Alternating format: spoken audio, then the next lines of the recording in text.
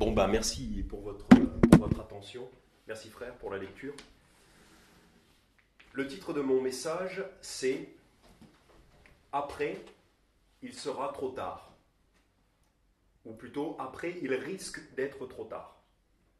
Donc, nous avons lu dans Josué chapitre 10, versets 7 à 22. Je vais éteindre mon téléphone. Donc nous avons lu cette histoire dans Josué chapitre 10. Donc c'est les enfants d'Israël qui font la guerre contre les Amoréens, les habitants du pays de Canaan. Et on voit que Dieu, l'Éternel Dieu, fait un grand miracle. Donc il fait pleuvoir des pierres sur ses ennemis, les Amoréens, pour les détruire. Donc on voit bien que Dieu aide miraculeusement les enfants d'Israël à gagner la bataille. Donc c'est une grande victoire pour Israël.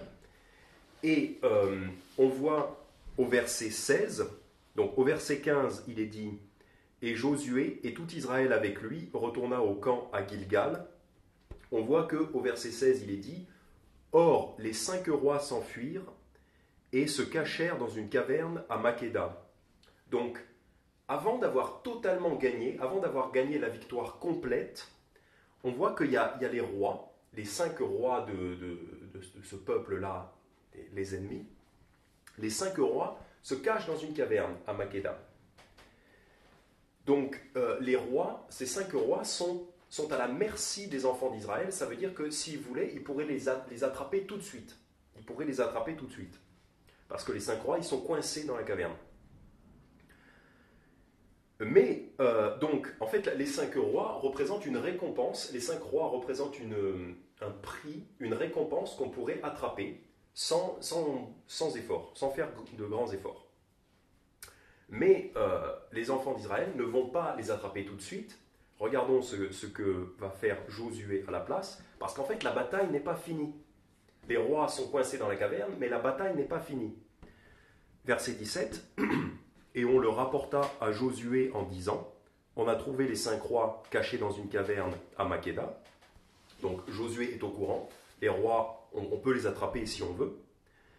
Alors Josué dit, roulez de grandes pierres à l'entrée de la caverne et mettez près d'elle des hommes pour les garder. Donc ce que Josué leur dit, attendez, pas tout de suite, n'allez pas saisir tout de suite ces 5 rois, attendez, enfermez-les dans la caverne, donc ils mettent une grosse pierre devant l'entrée pour les enfermer. En somme, il leur dit d'attendre. Au verset 19, il dit, voilà le commandement de Josué, mais vous, ne vous arrêtez pas, poursuivez vos ennemis et attaquez-les par derrière, ne les laissez point entrer dans leur ville, car l'Éternel, votre Dieu, les a livrés entre vos mains. Donc là, il y a quelque chose de très important, c'est que fait Josué? Josué leur dit, au lieu d'aller tout de suite prendre la récompense, c'est-à-dire les 5 rois qui sont cachés, coincés dans cette caverne, au lieu de faire ça tout de suite, attendez avant de faire ça, mais d'abord, finissez la bataille d'abord. Pourquoi? Parce que si vous ne finissez pas la bataille maintenant, après les ennemis, ils vont rentrer dans leur ville, et ce sera beaucoup plus difficile de les attaquer quand ils seront dans leur ville. C'est ce qu'il dit au verset 19. Au verset 19, ne vous arrêtez pas, poursuivez vos ennemis et attaquez-les par derrière, ne les laissez point entrer dans leur ville. Donc, attaquez-les maintenant, parce que sinon, après, ce sera plus difficile de les attaquer quand ils seront retranchés, réfugiés dans leur ville. Donc, on voit ici que Josué, donc, il leur dit, attendez, finissez d'abord la bataille. On va voir aujourd'hui, donc, dans nos vies, quelles sont les choses que nous pouvons faire à un certain moment donné, qu'après, il sera plus difficile de faire, ou même peut-être impossible de faire. Parce que dans nos vies, il y a certaines choses qu'on peut faire, qui sont faciles à faire à un moment donné dans nos vies, et que plus tard, ces choses-là seront beaucoup plus difficiles à faire, voire même impossibles. Comme pour Josué, il était facile d'attaquer les ennemis tant qu'ils n'étaient pas dans leur ville. Il aurait été beaucoup plus difficile de les attaquer si l'ennemi s'était retranché dans leur ville. Donc, quelles sont les choses dans notre vie que nous pouvons faire à un certain moment, un moment où ces choses sont faciles, qui après seront plus difficiles, voire même impossibles. Donc on va voir plusieurs choses, on va voir 5 choses dans nos vies qu'on peut faire facilement à un moment donné et que c'est plus difficile de faire après. Première chose qu'on peut faire facilement à un certain moment, donc ça va surtout s'appliquer aux enfants et aux jeunes, donc principalement les enfants. Bon, évidemment, on peut tous apprendre de ceci, mais principalement les enfants. Donc, pour les enfants et pour les jeunes, la première chose que vous pouvez faire facilement pendant que vous êtes jeune, enfant, c'est d'apprendre, c'est apprendre. Pourquoi? Parce que les enfants, jusqu'à environ l'âge de 20 à 25 ans, les enfants ont beaucoup plus de facilité à apprendre que les adultes. Le cerveau d'un enfant est fait d'une telle manière que l'enfant va apprendre les choses qu'il va entendre, qu'il va faire, beaucoup plus facilement, avec beaucoup moins d'efforts que l'adulte. L'adulte, à partir d'environ 20-25 ans, l'adulte peut encore apprendre. D'ailleurs, j'apprends le piano, j'ai commencé le piano quand j'étais déjà adulte. Je peux apprendre. L'adulte peut apprendre. Apprendre un langage, une nouvelle langue, mais c'est plus difficile. Pour les enfants, c'est beaucoup plus facile d'apprendre que les adultes. C'est comme ça. On en a la preuve avec nos amis. Les enfants ont eu beaucoup plus de facilité à apprendre le langage du français que les parents. Les parents apprennent aussi, mais c'est plus difficile. C'est comme ça. Si vous voulez bien tourner en Proverbes chapitre 20, verset 11, donc le cerveau des enfants apprend beaucoup plus facilement. Donc vous, les enfants, profitez-en pendant que vous êtes enfants, profitez-en pour apprendre un maximum de choses. Parce qu'après, ce sera plus difficile. Et les bonnes choses, apprenez les bonnes choses. Proverbes chapitre 20. Donc à peu près au milieu de la Bible, il y a le livre des psaumes, et juste après, il y a le livre des proverbes. Proverbes chapitre 20, verset 11. L'enfant fait déjà connaître par ses actions si sa conduite sera pure et droite. L'enfant fait déjà connaître par ses actions si sa conduite sera pure et droite. En fait, l'enfant que vous êtes déterminera l'adulte que vous serez plus tard. Parce que quand on est enfant, on se forme, on apprend, et quelque part, on détermine beaucoup de l'adulte qu'on sera plus tard. Par exemple, il faut comprendre ça. Par exemple, un enfant qui est soumis à des drogues pourra beaucoup plus difficilement se débarrasser de ces choses-là quand il sera adulte. C'est possible, mais c'est plus difficile. Au contraire, un enfant qui va apprendre la Bible, qui va apprendre des bonnes choses, la sagesse de la Bible, va se souvenir de ces choses-là. C'est pour ça que Proverbe chapitre 20, verset 11 nous dit « L'enfant fait déjà connaître par ses actions ». Donc l'enfant que vous êtes, en fait, quand on voit l'enfant que vous êtes, on peut déjà deviner l'adulte que vous serez. Parce que l'enfant apprend beaucoup plus facilement. Donc le cerveau de l'enfant apprend beaucoup plus facilement que celui de l'adulte. Et deuxième chose aussi, vous les enfants, en général, ce n'est pas toujours le cas, mais en général, les enfants ne travaillent pas. Bon, dans certains pays, les enfants travaillent aussi. Mais en tout cas en France et dans beaucoup d'endroits dans le monde, et ça devrait être le cas, les enfants ont la chance de ne pas travailler car ce sont leurs parents qui travaillent. Donc les enfants ont plus de temps. Ils n'ont pas besoin d'aller constamment tous les jours au travail pour gagner leur vie. Donc ils ont du temps. Voilà. Plus tard, vous découvrirez quand vous serez adulte que vous aurez beaucoup moins de temps pour apprendre. Quand vous êtes enfant, vous avez le temps. Donc profitez-en, apprenez.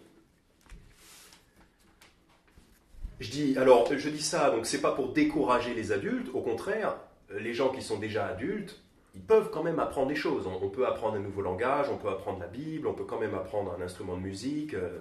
On peut apprendre un nouveau métier. C'est pas pour décourager les adultes. Au contraire, c'est pour encourager les enfants, parce que vous pouvez faire quelque chose maintenant, vous pouvez apprendre, et ce sera plus difficile plus tard. C'est pourquoi, donc si vous êtes toujours dans le livre des Proverbes, je vous invite à tourner au chapitre 1, Proverbes chapitre 1. Donc en fait, on voit dans le livre des Proverbes très souvent, donc en fait c'est Dieu qui nous parle, c'est Dieu qui nous donne tous ces proverbes. très souvent, il nous dit « mon fils ». Parce qu'en fait, le livre des Proverbes est très bien pour les jeunes. Évidemment, c'est bien pour tout le monde, mais c'est bien spécialement pour les jeunes. Très souvent, dans le livre des Proverbes, il s'adresse à nous en disant « mon fils ». Donc, Proverbes chapitre 1, versets 1 à 4. Proverbes chapitre 1, versets 1 à 4. Proverbe de Salomon, fils de David, roi d'Israël, pour faire connaître la sagesse et l'instruction, pour faire comprendre les discours d'intelligence, pour faire recevoir une instruction de raison, de justice, de jugement et d'équité, pour donner du discernement aux simples, de la connaissance et de la réflexion au jeune homme. Donc là, on voit qu'au verset 4, c'est principalement pour le jeune homme. Évidemment, c'est pour tout le monde. Mais c'est plus important d'acquérir ces connaissances quand on est jeune. Versets 8 et 9. « Mon fils, écoute l'instruction de ton père et n'abandonne point l'enseignement de ta mère. » Donc les enfants, écoutez vos parents. Écoutez les bons conseils de vos parents. Au verset 15, donc Proverbe 1, verset 15. « Mon fils », encore une fois, on peut penser que ça s'adresse principalement à des enfants, des jeunes. « Mon fils, ne te mets point en chemin avec eux, détourne ton pied de leur sentier. » On va voir que dans le livre des Proverbes, il est beaucoup question de prendre le bon chemin. Et ça, c'est très important pour les enfants, c'est de prendre le bon chemin dès leur enfance, dès leur jeunesse. Après, quand vous êtes plus âgé, quand vous avez 30, 40, 50, 70 ans, c'est jamais trop tard pour prendre le bon chemin. Mais c'est plus important de choisir le bon chemin quand vous êtes enfant, parce que vous avez encore longtemps devant vous. Donc on va voir ce thème-là dans les Proverbes. Proverbe chapitre 2, versets 1 à 8.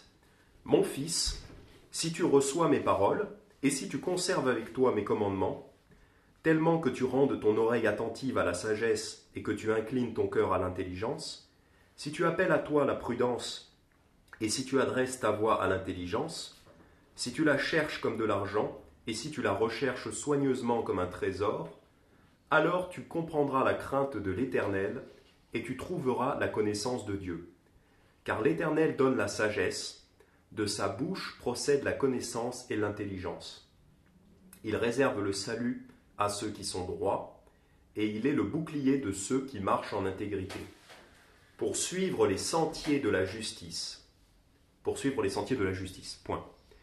Il gardera la voie de ses bien-aimés. Donc là encore, on a au verset 1, il s'adresse à mon fils, donc encore quelqu'un de jeune, on suppose. Et au verset 8, pour suivre les sentiers de la justice. Encore, il est question des sentiers. Le sentier, c'est le chemin que vous prenez dans votre vie. Donc c'est très important de choisir le bon chemin dans votre vie. Et de le choisir quand vous êtes jeune. Versets 12 et 13. Pour te délivrer du mauvais chemin et de l'homme qui parle avec perversité, de ceux qui abandonnent les chemins de la droiture pour marcher dans les voies des ténèbres. Donc il y a deux chemins possibles pour un jeune. Pour un enfant, il y a deux chemins. L'enfant peut choisir le chemin de la droiture, donc le chemin de Dieu, le chemin de Jésus-Christ, et obéir à la Bible. Et il y a le chemin de la méchanceté, le chemin de l'homme méchant, le chemin de la perversité. Donc c'est très important pour les enfants de choisir le bon chemin. Parce qu'après, une fois que vous avez fait beaucoup de routes, que vous avez beaucoup marché sur ce chemin, si vous êtes sur le mauvais chemin, vous allez quelque part où c'est pas bon. Proverbe chapitre 2, versets 19 et 20. Pas un de ceux qui vont vers elle n'en revient, donc c'est-à-dire les gens qui vont vers les femmes adultères, les prostituées. Pas un de ceux qui vont vers elle n'en revient, ni ne retrouve les sentiers de la vie. Alors, là encore, il parle des chemins. Il parle encore du chemin. Proverbe chapitre 3, versets 1 et 2. Mon fils, n'oublie point mon enseignement, et que ton cœur garde mes commandements, car ils t'apporteront de longs jours et des années de vie et la prospérité. Ensuite, on voit encore verset 11, mon fils. Pareil, versets 11 à 16. On voit encore qu'on s'adresse à des jeunes. Mon fils. Et au verset 16, il y a de longs jours dans sa droite, des richesses et de la gloire dans sa gauche. Donc, voilà, le point, c'est que plusieurs fois dans le livre des Proverbes, surtout au début de ce livre des Proverbes, chapitre 1, 2, 3, 4, chapitre 4. D'ailleurs, chapitre 4, verset 1, Proverbe 4, verset 1, « Enfants, écoutez l'instruction de votre Père et soyez attentifs pour connaître la prudence. Car je vous donne de bons conseils, n'abandonnez point mon enseignement. Quand j'étais encore enfant près de mon Père, tendre et chéri auprès de ma mère, il m'enseignait et me disait, que ton cœur retienne mes paroles, garde mes commandements et tu vivras. » Et ainsi de suite, et ainsi de suite. Donc, plusieurs fois, même vraiment beaucoup de fois dans ce début du livre des Proverbes, c'est Dieu qui s'adresse aux chrétiens, bien sûr, comme à des enfants, en leur disant « Écoute mes commandements, écoute ton père, écoute ta mère, écoute la sagesse de Dieu, écoute les commandements, justement pour que tu puisses prendre le bon chemin dans ta vie. » C'est très important quand vous êtes enfant de prendre le bon chemin. Si vous prenez le mauvais chemin, après, c'est plus difficile de retrouver le bon chemin et de faire du bien dans votre vie. Donc, voilà. Proverbe chapitre 13, verset 1. Proverbe chapitre 13, verset 1. L'enfant sage écoute l'instruction de son père, mais le moqueur n'écoute point la réprimande. L'enfant sage, donc les enfants, si vous voulez être sage, si vous êtes sage, si vous voulez être sage, écoutez l'instruction de votre père. Et surtout de votre Père céleste, de votre Père, votre papa, le Père sur la terre, mais surtout votre Père céleste qui est Dieu. Donc c'est très important d'écouter les enseignements bibliques. Le moqueur n'écoute point la réprimande. Ça c'est dommage, on ne veut pas être comme ça. Donc concrètement, qu'est-ce que vous pouvez faire, les enfants, les adultes aussi, mais en particulier les enfants? Lisez votre Bible, écoutez attentivement les enseignements bibliques, donc à l'église, quand c'est le moment, écoutez, concentrez-vous pour bien écouter. Venez à l'église, ne manquez pas à l'église. Écoutez bien vos parents, surtout s'ils sont sauvés, mais même s'ils ne sont pas sauvés, même s'ils ne sont pas chrétiens, écoutez-les quand même, mais écoutez-les surtout s'ils sont sauvés. Et vous pouvez aussi, pendant que vous êtes enfant, donc ça c'est les choses de la Bible, le plus important, vous pouvez aussi penser à apprendre un métier. Parce que ce sera plus facile pour vous, enfants, d'apprendre un métier quand vous êtes enfant, plutôt que plus tard. Plus tard, c'est toujours possible quand on est adulte, mais c'est plus difficile. Vous pouvez apprendre un instrument de musique, un langage, etc., etc. Proverbe chapitre 22, verset 6. Proverbe 22, verset 6. Instruis le jeune enfant selon la voie qu'il doit suivre, lors même qu'il sera devenu vieux, il ne s'en éloignera point. Donc, Dieu nous commande d'instruire, donc là ça s'adressera du coup aux parents, instruis le jeune enfant selon la voie qu'il doit suivre, lors même qu'il sera devenu vieux, il ne s'en éloignera point. Donc ça veut dire que si vous enseignez bien à vos enfants, ils continueront à être sur le bon chemin quand ils sont vieux, parce qu'ils apprendront tout dans l'enfance, ils apprendront les bonnes choses, et ensuite, ils vont garder ces choses-là pour toute leur vie.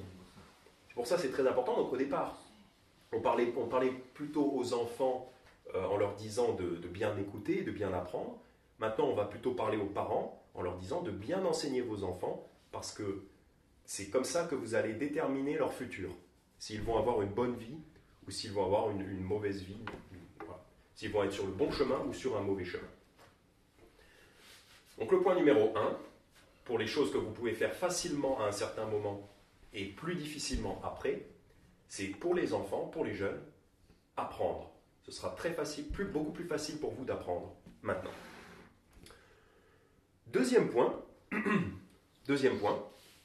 une chose qui sera facile à faire à un certain moment et qui sera plus difficile à faire, voire même impossible à faire plus tard, cette fois c'est pour les parents. Donc parents, corrigez vos enfants et enseignez-leur les bonnes choses avant qu'il ne soit trop tard. Parce que les parents, vous savez bien que vous avez vos enfants que pour un certain nombre d'années, 18 ans, 20 ans, un certain nombre d'années, peut-être plus.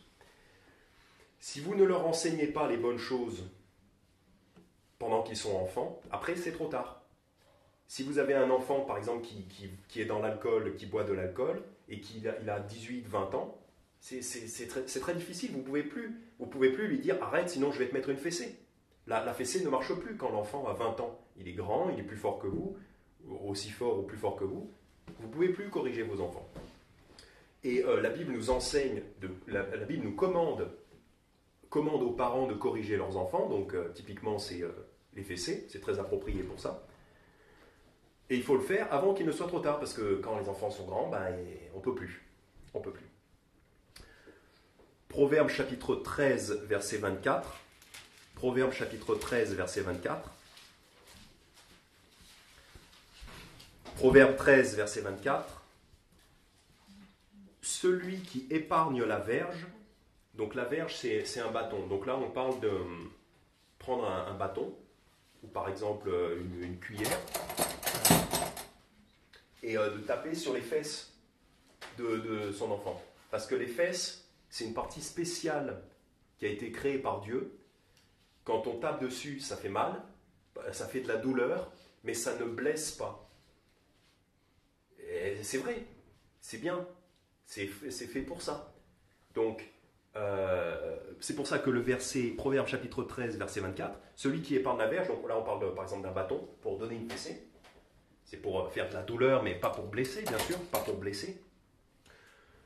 Celui qui épargne la verge est son fils. Donc, si vous ne corrigez pas votre enfant, c'est que vous ne l'aimez pas. La Bible est très claire. Si vous aimez vos enfants, vous allez les corriger, parce que c'est pour leur bien. Mais celui qui l'aime se hâte de le châtier.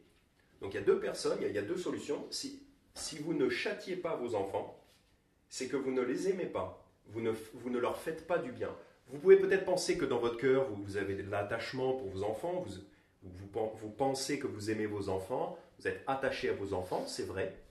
Mais si vous ne les corrigez pas, si vous ne les châtiez pas quand ils font des bêtises, bien sûr, la Bible dit, vous haïssez votre enfant. C'est-à-dire que vous ne leur faites pas du bien. Celui qui l'aime se hâte de le châtier. Donc celui qui aime son enfant va châtier son enfant. Pourquoi ? Parce que les enfants sont insensés par nature. Il faut leur dire, et oui, c'est comme ça, la Bible le dit. C'est peut-être dur à entendre, mais la Bible le dit. Les enfants ne connaissent pas la vie, les enfants ne connaissent pas la sagesse, il faut qu'on leur enseigne ces choses-là. C'est pareil pour tout le monde, c'est pareil pour tous les enfants. Donc il faut qu'on leur enseigne, ce n'est pas de leur faute, il faut qu'on leur enseigne. Et pour leur enseigner, c'est souvent les corrections, donc la fameuse fessée. Et la Bible commande aux parents de corriger leurs enfants. J'ai même frère Pierre, qui a donc une fille de 1 an et demi, qui m'a dit que, effectivement, déjà, rien qu'avec une fille de 1 an et demi, il commence déjà à voir que la correction est nécessaire. Évidemment, bon, à 1 an et demi, elle ne fait pas beaucoup de bêtises, mais déjà, Pierre commence à voir que sa fille aurait besoin d'une correction un petit peu. C'est ce qu'il m'a dit. Évidemment, on va faire attention de ne pas blesser son enfant. Évidemment. Donc il faut le faire quand ils sont encore des enfants, parce qu'après, vous n'aurez plus l'autorité nécessaire. Proverbe chapitre 19, verset 18. Proverbe chapitre 19, verset 18. Châtie ton enfant pendant qu'il y a de l'espérance, mais ne va pas jusqu'à le faire mourir. Ne va pas jusqu'à le faire. Évidemment, on châtie les enfants, c'est pour faire de la douleur, mais ce n'est pas pour blesser, évidemment. Mais la première partie du verset nous dit « Châtie ton enfant pendant qu'il y a de l'espérance ». Parce qu'à un moment donné, ça sert à quelque chose de les châtier, mais quand l'enfant est trop âgé, quand l'enfant a 16, 17, 18, 20 ans, c'est trop tard. Ça ne sert plus à rien, c'est trop tard. Ça ne sert plus à rien de corriger son enfant. On a un exemple d'enfants qui n'ont pas été corrigés par leur père. Si vous les tournez dans 1 Samuel, donc tout à l'heure on était dans Josué. Après Josué, vous avez Juge, et ensuite vous avez Ruth, et ensuite vous avez 1 Samuel. Donc si vous les tournez dans 1 Samuel, chapitre 2, verset 12, on va avoir un exemple d'enfants qui n'ont pas été corrigés par leur père, et qui vont prendre un très mauvais chemin. Un très mauvais chemin. 1 Samuel chapitre 2, verset 12. Chapitre 2. 1 Samuel chapitre 2, verset 12. Or, les fils d'Éli étaient des scélérats. Les scélérats, c'est quelqu'un de très méchant. Un scélérat, c'est quelqu'un de vraiment très très méchant. Une pourriture. Un homme vil. Or, les fils d'Éli étaient des scélérats. Ils ne connaissaient point l'Éternel. Donc, Éli, à l'époque, c'est le grand prêtre. Il a 2 fils, et ces enfants-là sont des méchants, des scélérats. Scélérats. Au chapitre 3, et c'est un problème. Si vous avez des enfants qui sont des scélérats, c'est des criminels, des bandits. Voilà, c'est vraiment un très gros problème. Personne ne veut que ses enfants soient des scélérats. Au chapitre 3, on nous explique justement pourquoi ils étaient des scélérats. Chapitre 3, versets 11 à 13. Donc là, c'est Dieu qui parle. Alors l'Éternel dit à Samuel, « Voici, je vais faire en Israël une chose que nul ne pourra entendre sans que ses 2 oreilles lui tintent. En ce jour-là, j'exécuterai contre Éli tout ce que j'ai dit contre sa maison. Je commencerai et j'achèverai. » Donc Éli, c'est ce monsieur qui a 2 enfants qui sont des scélérats. Verset 13, « Car je l'ai averti que j'allais punir sa maison pour jamais. » Donc, c'est-à-dire, je vais punir sa maison, sa famille pour toujours, pour l'éternité. Je vais punir sa maison pour jamais, à cause de l'iniquité qu'il a connue, et par laquelle ses fils se sont rendus infâmes. Donc, infâme, c'est quelqu'un d'infâme, c'est quelqu'un d'horrible, hein, c'est quelqu'un de vraiment très, très méchant, une pourriture. Quelqu'un de très corrompu. Et le problème, c'est que sans qu'il les ait réprimés, donc l'iniquité qu'il a connue et par laquelle ses fils se sont rendus infâmes, sans qu'il les ait réprimés. Donc le problème de ces 2 scélérats, de ces 2 enfants, c'est que leur père ne les a pas réprimés. C'est pour ça qu'ils ont pris le mauvais chemin et ils sont devenus très très méchants. Pourtant, on voit bien que leur père, donc si vous les regardez maintenant au chapitre 2, donc le problème de ces enfants, c'est qu'ils n'ont pas été réprimés par leur père, ils n'ont pas été corrigés. Pourtant, au chapitre 2, versets 23 à 25, on voit bien que Éli, il essaye de leur dire que c'est pas bien ce qu'ils font. Il essaye de leur dire. Donc, au verset 23, chapitre 2, verset 23, et il leur dit, « Pourquoi faites-vous de telles choses ?» Donc, leur père apprend qu'ils vont commettre des choses horribles, des crimes. « Pourquoi faites-vous de telles choses, les enfants? Pourquoi faites-vous de telles choses ?» Bon, à ce moment-là, ils sont adultes déjà. « Car j'apprends de tout le peuple vos méchantes actions. Ne faites pas ainsi, mes fils. La rumeur que j'entends n'est pas bonne. Vous faites transgresser le peuple de l'Éternel. » Donc, en fait, versets 23 à 24. Et verset 25, « Si un homme pêche contre un autre homme, Dieu le jugera. Mais si quelqu'un pêche contre l'Éternel, qui interviendra pour lui ? Mais ils n'obéirent point à la voix de leur père, car l'Éternel voulait les faire mourir. » Donc ces gens-là sont tellement méchants que l'Éternel veut les tuer. Il dit, il y en a marre, ces 2-là, c'est vraiment les pires scélérats, je vais les tuer. Et on va voir que plus tard, il les tue. Donc l'Éternel, Dieu, veut tuer ces 2 personnes, parce qu'ils sont très méchants. Et on voit que leur père, ici, il essaye de leur dire, mais c'est pas bien, vous êtes méchants. Mais c'est trop tard. Ils sont déjà adultes, ils ne veulent rien entendre, c'est trop tard. Donc, parents, pendant que c'est encore le temps, corrigez vos enfants pour pas qu'ils prennent le mauvais chemin, comme ces 2 scélérats. Voilà. C'était le 2e point.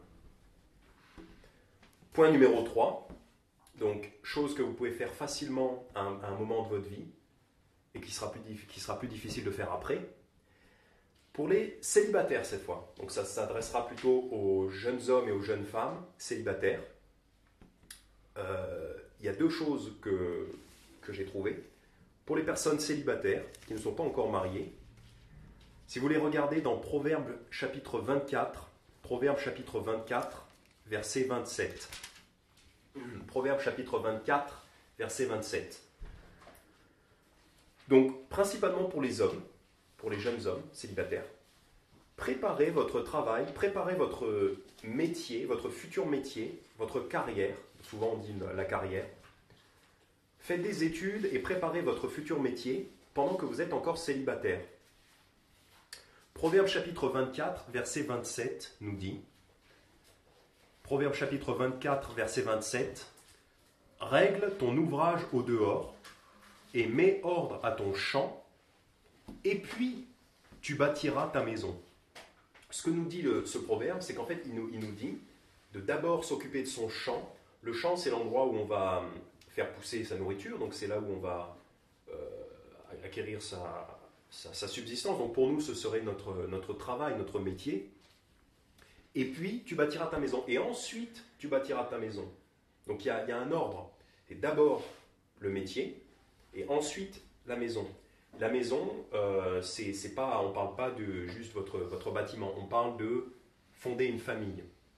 Donc c'est très important pour un homme, parce que l'homme, selon le modèle biblique, va devoir travailler pour nourrir toute sa famille. Et le modèle biblique, c'est que la dame, la femme, reste à la maison pour s'occuper des enfants et de la maison. Donc pour ça, il faut que l'homme travaille beaucoup. Et donc, célibataire, pendant que vous n'êtes pas encore marié, profitez-en pour acquérir un métier, pour apprendre un métier, parce qu'après, une fois que vous êtes marié, c'est plus difficile, puisque vous devez vous occuper de votre famille, vous devez travailler beaucoup, et vous avez moins de temps pour apprendre un métier. Donc, pour les gens qui ne sont pas encore mariés, c'est plus facile pour vous de faire des études, d'apprendre des compétences, pour, comme le dit ce proverbe, pour mettre ordre à votre champ, donc pour avoir un bon métier. Ce sera plus difficile après. C'est toujours possible après. Une fois qu'on est marié, c'est toujours possible de faire des études, d'étudier, de progresser dans son métier, mais c'est plus difficile. On a moins de temps. Deuxième chose que les célibataires peuvent faire plus facilement, si vous voulez regarder dans 1 Corinthiens chapitre 7, 1 Corinthiens chapitre 7, 1 Corinthiens chapitre 7, versets 32 à 34. Deuxième chose que vous pouvez faire plus facilement quand vous êtes célibataire, qui sera un peu plus difficile à faire après, c'est que quand vous êtes célibataire, vous pouvez servir Dieu plus directement. C'est pas pour dire que les personnes mariées ne peuvent pas servir Dieu, au contraire, les personnes mariées peuvent très bien servir Dieu, mais toujours pour la même raison, quand vous êtes célibataire, vous avez plus de temps, vous pouvez servir Dieu de façon plus directe et plus fréquemment, plus souvent. Vous avez plus de temps à consacrer au service de Dieu. Après, quand on est marié, bien sûr, c'est possible. D'ailleurs, je connais beaucoup de personnes qui sont mariées et qui servent Dieu de façon très zélée, très efficace. Mais vous avez quand même plus de temps pour ça quand vous êtes célibataire. 1 Corinthiens chapitre 7, versets 32 à 34. 1 Corinthiens chapitre 7, versets 32 à 34. Or, je voudrais que vous fussiez sans inquiétude. Celui qui n'est pas marié s'occupe des choses du Seigneur pour plaire au Seigneur. Mais celui qui est marié s'occupe des choses du monde pour plaire à sa femme. Et je voudrais dire que ce n'est pas une mauvaise chose pour un homme marié de s'occuper des choses du monde pour plaire à sa femme. C'est une bonne chose. C'est une bonne chose. C'est la chose à faire. L'homme marié doit faire ceci. Et donc, forcément, il a moins de temps pour s'occuper directement des choses de Dieu. Verset 34. Il y a cette différence entre la femme mariée et la vierge, donc une femme qui n'est pas mariée, que celle qui n'est pas mariée s'occupe des choses du Seigneur pour être sainte de corps et d'esprit, mais celle qui est mariée s'occupe des choses du monde pour plaire à son mari. Donc là encore, il n'y a rien de mal pour une femme mariée à s'occuper des choses du monde pour plaire à son mari. Au contraire, c'est ce que doit faire la femme mariée. Et l'homme marié doit s'occuper des choses du monde pour plaire à sa femme. Il n'y a absolument rien de mal à ça, au contraire. Mais toujours est-il que ces personnes-là ont moins de temps pour servir le Seigneur directement. Donc c'était le troisième point, principalement pour les gens célibataires. Pensez que maintenant, quand vous êtes célibataire, vous avez plus de temps pour servir Dieu de façon plus directe, faire plus d'évangélisation, préparer des sermons, préparer des messages, par exemple. Et deuxièmement, quand vous êtes célibataire, surtout pour les jeunes hommes, vous avez plus de temps pour vous préparer et pour apprendre un métier, pour faire des études. Il y a des études qui prennent des années, plusieurs années.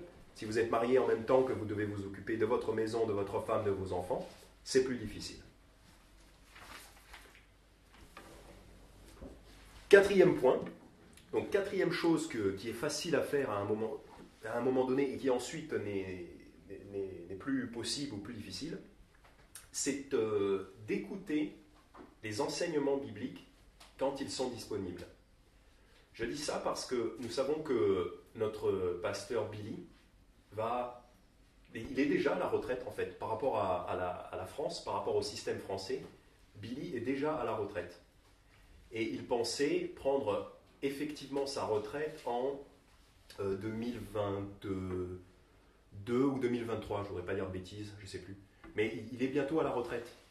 Et quand Billy ne sera plus là, on ne pourra plus... quelle année 2022. Donc, bientôt, Billy n'est plus là. On ne pourra plus bénéficier de ses enseignements. Alors peut-être qu'il continuera à être présent un peu, mais peut-être pas. Donc, il y a un moment donné où on peut entendre des enseignements bibliques, et après, il n'y a plus. C'est trop tard. Donc, il faut avoir conscience de ça. Pendant que les enseignements bibliques sont disponibles, profitons-en. Jean chapitre 12, si vous voulez regarder dans Jean chapitre 12, Jean chapitre 12, versets 35 et 36. Jean chapitre 12, versets 35 et 36.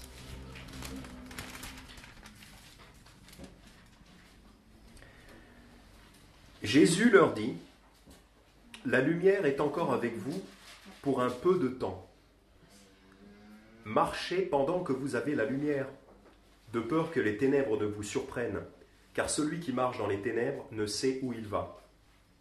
Pendant que vous avez la lumière, croyez en la lumière, afin que vous soyez des enfants de lumière. » Jésus dit ces choses, puis il s'en alla et se cacha d'eux. Donc là, Jésus leur dit, au verset 35 et 36, vous avez la lumière, et la lumière du monde, c'est Jésus-Christ lui-même.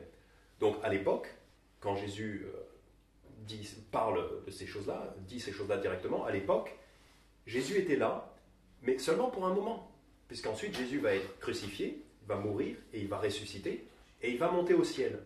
Et Jésus ne sera plus là physiquement pour parler, pour expliquer ces choses-là. On a la Bible, c'est aussi bien, mais Jésus n'est plus là.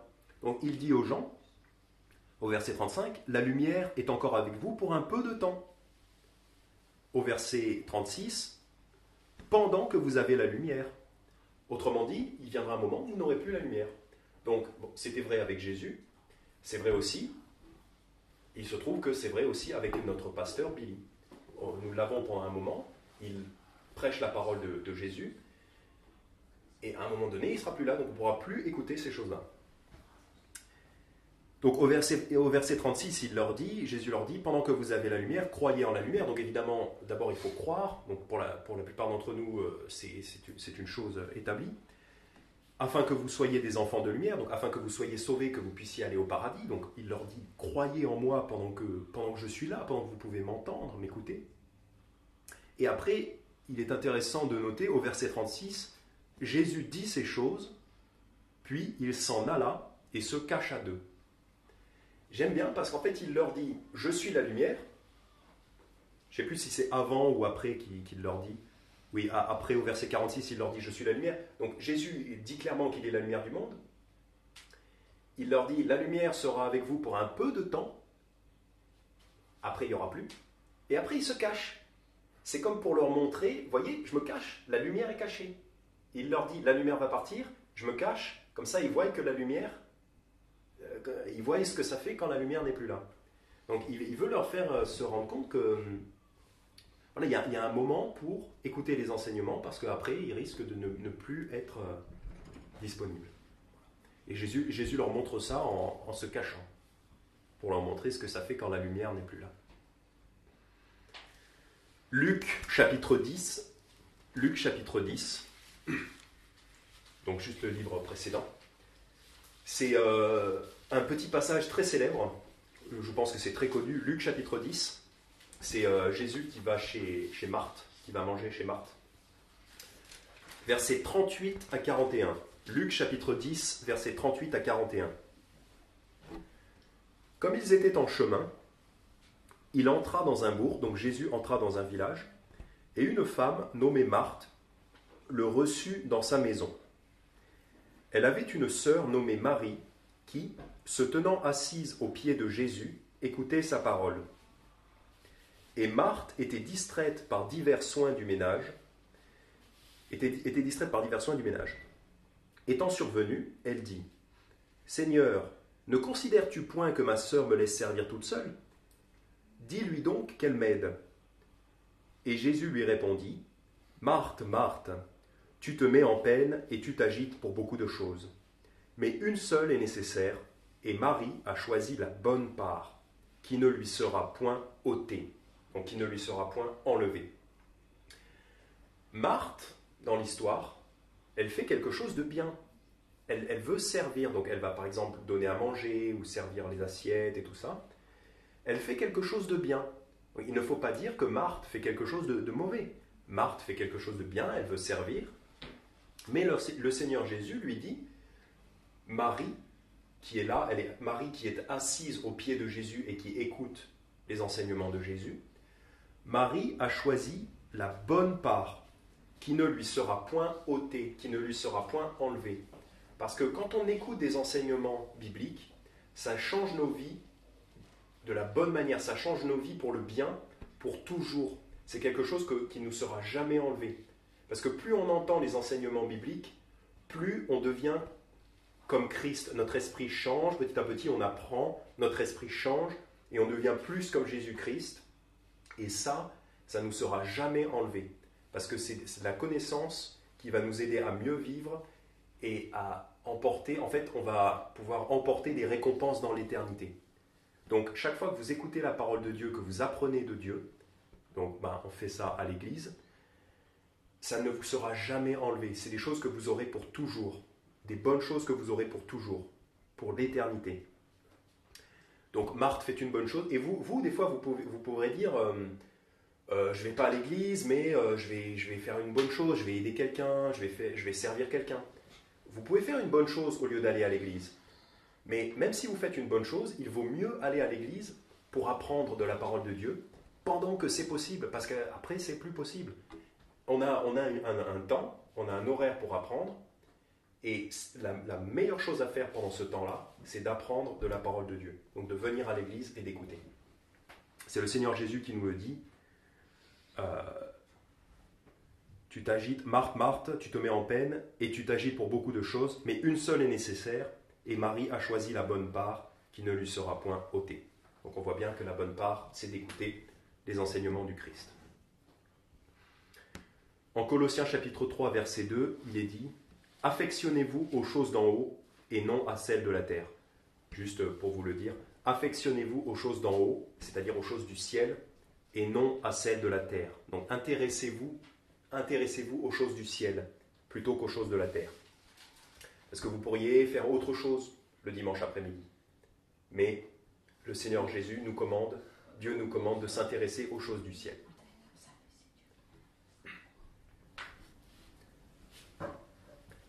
Dernier point, donc 5e point et dernier point, de quelque chose que nous pouvons faire facilement maintenant et qu'après ce sera impossible. Cette chose-là, c'est le travail de l'œuvre du Seigneur et particulièrement l'évangélisation. Je vais vous lire Galates chapitre 6, versets 9 et 10. Pendant ce temps, vous pouvez aller dans Luc chapitre 16. Donc, vous pouvez aller dans Luc chapitre 16. Je vais lire Galates chapitre 6, versets 9 et 10. Galates chapitre 6, versets 9 et 10. Ne nous lassons point de faire le bien, car nous moissonnerons dans la saison convenable, si nous ne nous relâchons pas. C'est pourquoi, pendant que nous en avons l'occasion, faisons du bien à tous, mais surtout à ceux qui sont de la famille de la foi. Donc il nous dit au verset 10, Galates chapitre 6, verset 10, c'est pourquoi, pendant que nous en avons l'occasion, faisons du bien à tous. Parce qu'il y a un moment où on a l'occasion de faire du bien, et après, on n'a plus l'occasion. Le moment peut passer. Et en particulier, pour évangéliser, donc Luc chapitre 16, en fait, l'idée, c'est que on peut évangéliser, c'est-à-dire on peut prêcher l'évangile, on peut expliquer aux gens comment ils peuvent être sauvés, maintenant, dans cette vie, pendant que nous sommes sur cette terre. Parce qu'après, quand on va aller au paradis, on ne pourra plus expliquer l'évangile aux gens. Ce sera trop tard. Nous, on sera au paradis, on sera content, on sera heureux, mais on pourra plus permettre à d'autres personnes d'entendre l'évangile et d'aller au paradis. Donc le moment d'évangéliser, c'est maintenant. C'est dans cette vie. Luc chapitre 16, donc ça c'est commençant au verset 19. Bon, je vais faire un petit peu plus court, je vais commencer à lire au verset 26. En fait, c'est une histoire connue, donc c'est Jésus-Christ qui raconte une histoire. Donc, deux hommes meurent, le riche, il va en enfer, pas parce qu'il est riche, mais parce qu'il n'a pas cru en Jésus-Christ. Le pauvre, il va au paradis, pas parce qu'il est pauvre, mais parce qu'il a cru en Jésus-Christ. Donc, le non-croyant va en enfer, le croyant va au paradis, tout simplement. Donc, l'homme riche qui est en enfer, il est tourmenté, il est dans la flamme. Et il demande que Lazare vienne pour lui mettre un peu d'eau sur la langue pour le soulager. C'est pour dire dans quelle souffrance il est. Mais c'est impossible. Donc au verset 25, Abraham répondit, donc l'homme riche demande qu'on lui donne de l'eau, mais Abraham répondit, « Mon fils, souviens-toi que tu as eu tes biens pendant ta vie, et que Lazare y a eu des maux, c'est-à-dire des malheurs. Maintenant, il est consolé, donc au paradis on est consolé. Maintenant, Lazare est consolé, et toi, tu es dans les tourments. Donc en enfer, les gens souffrent. Donc pour éviter l'enfer, il faut juste se confier en Jésus-Christ. Mais ceux qui ne se confient pas en Jésus-Christ vont en enfer et ils souffrent. Verset 26, outre cela, donc en plus de ça, outre cela, il y a un grand abîme entre vous et nous. Donc un abîme, c'est un gouffre, c'est un trou comme un grand trou. Il y a un grand abîme entre vous et nous, de sorte que ceux qui voudraient passer d'ici à vous ne le peuvent. Donc on ne peut pas aller du paradis à l'enfer, non plus que ceux qui voudraient traverser de là jusqu'à nous. Donc ce que Abraham dit, c'est que c'est impossible pour quelqu'un d'aller du paradis à l'enfer, et c'est impossible pour quelqu'un d'aller de l'enfer au paradis, c'est impossible. Et peut-être que Lazare, donc Lazare c'est le pauvre qui maintenant est au paradis, peut-être que Lazare aurait bien voulu descendre pour soulager la personne qui est en enfer, peut-être, mais il ne peut pas, c'est trop tard, c'est impossible. Quand on est déjà dans l'éternité, il n'y a plus de retour possible. Au verset 27, « Et le riche dit, « Je te prie donc, Père Abraham, d'envoyer Lazare dans la maison de mon père, donc, car j'ai 5 frères, pour leur attester ces choses, de peur qu'ils ne viennent aussi dans ce lieu de tourment. » Donc, le riche, il demande même que Lazare, qui est au paradis, soit ressuscité, c'est-à-dire revienne dans un corps dans le monde, pour expliquer l'évangile aux frères de la personne qui est en enfer. Mais en fait, ça ne se passe pas, ça ne marche pas comme ça. S'il avait pu revenir, il serait revenu. D'ailleurs, c'est rigolo, c'est intéressant parce qu'en fait, il y a un Lazare dans la Bible, dans le livre de Jean au chapitre 11, on voit qu'il y a un Lazare qui revient d'entre les morts. Il y en a un qui revient d'entre les morts. Mais on voit que même malgré ça, il y en a qui ne croient pas, ils ne croient pas. Donc en fait, Dieu ne fait pas revenir les morts du paradis. Il l'a fait quelquefois, mais très rarement. Il l'a fait il a fait revenir des morts, bien entendu, le Seigneur Jésus. Il a fait aussi revenir des morts certaines personnes, mais c'est très rare. C'est très rare. Et pour nous, il ne le fera pas avant la grande résurrection. Donc tout ça pour dire que si on n'évangélise pas maintenant, et ben après, on ne pourra plus jamais le faire. Voilà. Donc il faut évangéliser pendant qu'on est encore en vie, tant qu'on est encore dans ce corps ici. Parce qu'après, c'est trop tard. Et même si Lazare avait voulu soulager l'homme en enfer, il ne peut pas. Il peut pas. Proverbe chapitre 10, verset 5. Proverbe chapitre 10, verset 5.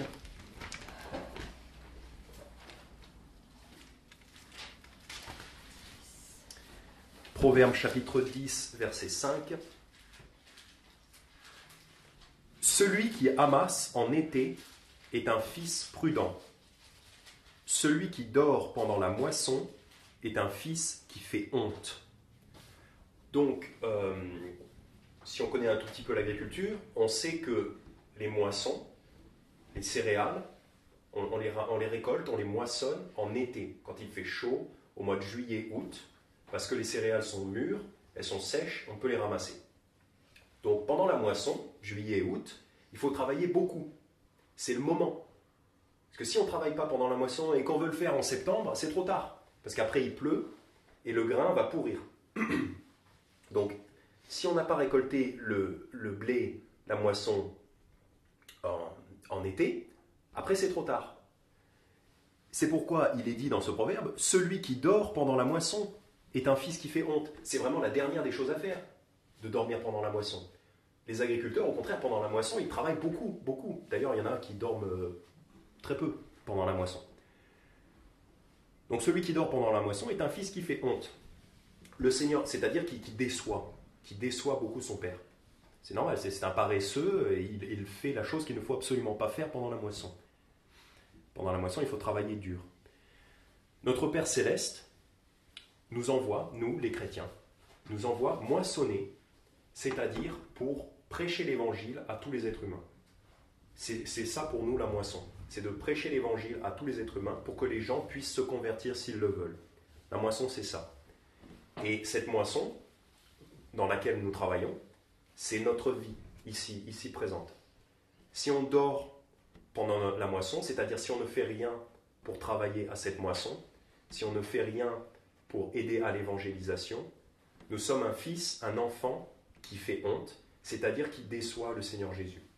Parce que le Seigneur Jésus nous demande clairement d'évangéliser, donc d'une façon ou d'une autre, il faut que chaque chrétien participe à l'évangélisation. Sinon, c'est un chrétien qui déçoit son Père Céleste.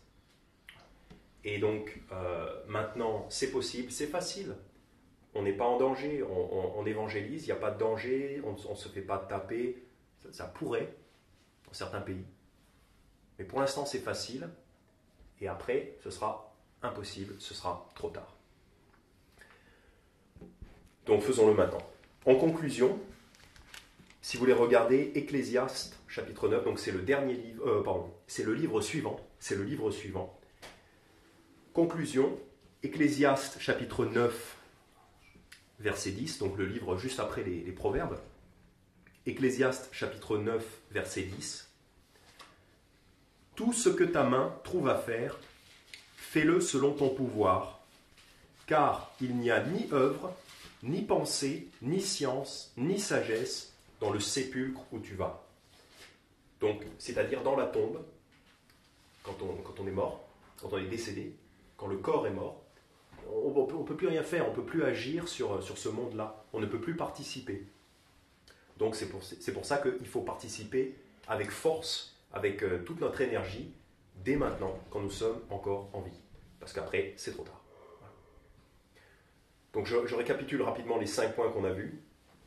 Des choses qui sont faciles à faire à un moment donné et qui après seront plus difficiles ou même impossibles. Premier point, c'était pour les enfants. Il sera beaucoup plus facile pour vous d'apprendre des choses quand vous êtes enfant. C'est beaucoup plus difficile pour les adultes.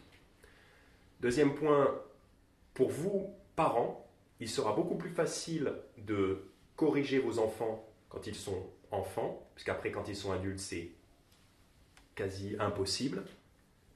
C'est souvent trop tard, c'est trop tard. Troisième point, on a vu pour les gens qui ne sont pas encore mariés, donc on a vu qu'il est sage de se préparer pour avoir, pour les hommes, donc un bon métier, et pour les hommes et pour les femmes, donc vous avez plus de temps pour servir le Seigneur quand vous êtes célibataire, profitez-en. On va dire pour servir directement, de façon plus directe le Seigneur.